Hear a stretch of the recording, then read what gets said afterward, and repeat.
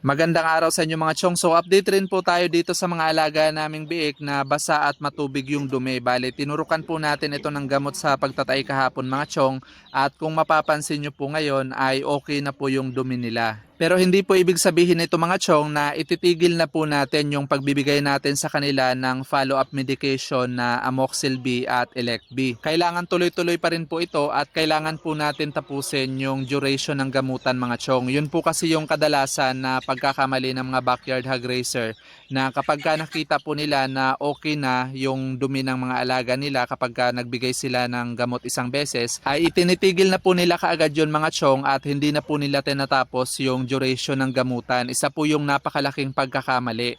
Once po kasi na itinigil po natin yung gamutan at hindi po natin ito tinapos ay maaari pong bumalik yung pagtatae ng mga alaga nating biik mga chong at ang mas matindi pa doon ay posible pong magkaroon ng immunity sa antibiotics yung mga bakterya na naging dahilan ng pagtatae ng mga alaga nating biik. At ang magiging resulta po nito mga chong ay hindi na po ito basta-basta gagaling sa mga basic na antibiotics na ibibigay natin sa kanila. So kailangan na po natin gumamit ng matataas na klase ng antibiotics na kung saan iniiwasan po natin ito dahil meron po itong mga side effects sa mga alaga natin.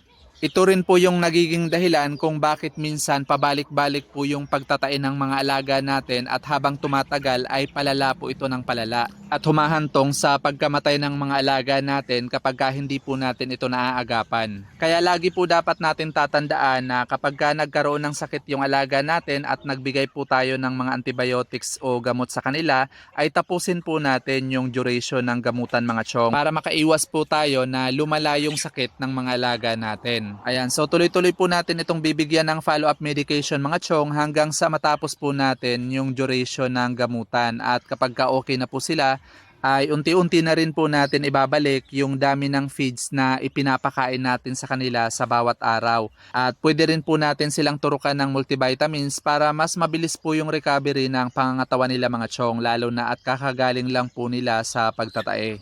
At kung umabot ka po sa parteng ito ng video natin ay paki-comment mo naman sa baba kung taga saan ka at paki-share na rin po ng mga videos natin para mas marami pa po tayong maabot at matulungan. At kung meron po kayong mga katanungan ay paki-comment nyo na lang po sa mga videos po natin at susubukan po natin sagutin lahat ng yan dito sa comment section. Maraming salamat rin po pala doon sa mga solid followers po natin na hanggang ngayon ay patuloy pong sinusuportahan yung mga contents po natin. Nasa 48,000 followers na po tayo ngayon mga chong at tuloy-tuloy pa po tayong dumadami. Maraming salamat po at na-appreciate nyo po yung mga simpleng videos po natin. That's all for today's video mga chong. Thank you for watching and happy farming!